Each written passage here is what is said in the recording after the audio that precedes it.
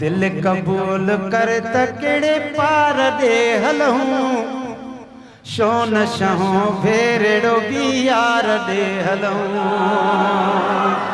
show न शहों भेरड़ो भी यार दे हलूं दिल कबूल कर तकड़े पार दे हलूं जेके चाट चुमी आया आहिनि असांजो हाजी अली नवाज़ अलहमदुलिल्लाह महबूबन जूं ज़ियारतूं करे आयो आहे साईं जन ज़ियारतूं करे आया आहिनि काफ़ी असांजा अलहमदुलिल्लाह तव्हांजे ॻोठ वारा त तमामु शेर अव्हांखे प्यारो लॻंदो सभई सुभान अल्लाह चओ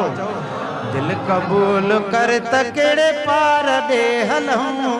शो न शहों भेरड़ो भी यार दे हलूं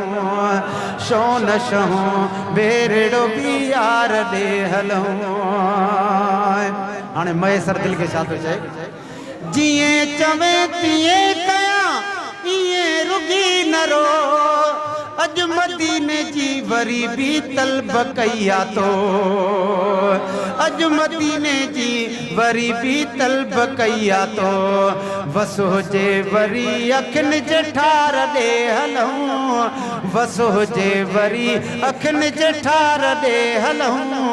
शो न शहों भेरड़ो भी यार दे हलूं अदा शो न शहों भेरड़ो भी यार दे हलूं दिल कबूल कर तकड़े पार दे हलूं शो न शहों भेरड़ो भी यार दे हलूं अवां बि गॾु चओ शो न शहों भेरड़ो भी यार दे हलूं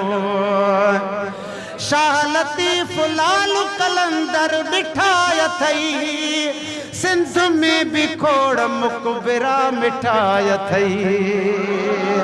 सिंध में भी खोड़ मुकबरा मिठाया थई जे हुक्म करी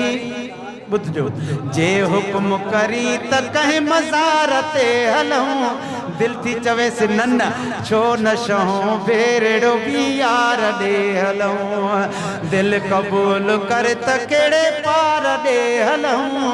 शो न शहों भेरड़ो भी यार दे हलूं मुल्क जा सभई ज़िला घुमिया थई कसा थर सखर शिकारपुर बिशान शौक़ सां थर सखर शिकारपुर बिशान शौक़ सां ख़ुशि हुजी त ख़ैर सां ख़ुशदार ॾे हलूं ख़ुशि हुजी त ख़ैर सां ख़ुशदार ॾे हलूं चओ शो न शहों भेरड़ो भी यार ॾे हलूं अदो ज़ुल्फ़कार पठान घणो ख़ुशदार में रही आयो आहे 15-20 साल त उहो बि गॾु थिए ख़ुशि हुजी त ख़ैर रसा ख़ुशदार ॾे हलूं शो न शहों भेरड़ो भी यार ॾे हलूं अदा शो न शहों भेरड़ो भी यार ॾे हलूं घर विसारे मुंह वसायो टिवा टिड़ो आ गुलाम नबी असांजे दिल जो आटिड़ो आ गुलाम नबी असांजे दिल जो आटिड़ो को सखी हुजे त सखादार ॾे हलूं यदा को सखी हुजे त सखादार ॾे हलूं शो न शहों भेरड़ो भी यार ॾे हलूं अदा शो न शहों भेरड़ो भी यार ॾे हलूं हींअर महेश्वर जी तमामु मिठी मिठी